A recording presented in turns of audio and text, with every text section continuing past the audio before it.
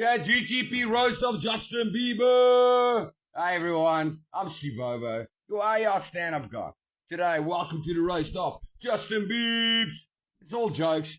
Don't go, baby, no. Script is provided by ChatGTP and there's no time to say sorry. Today's roast, Justin Bieber. Haha, Justin Bieber's the only guy who can look 12, 22 and 42 at the same time. A walking time machine.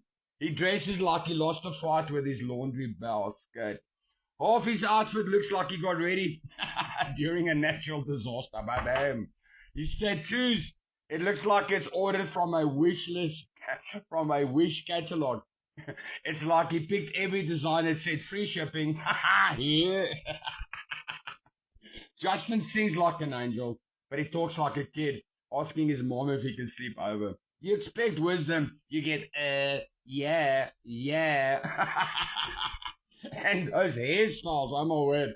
One haircut and 50 million people go into emotional recovery. Emotional damage. The man's hair has more eras than Marvel movies.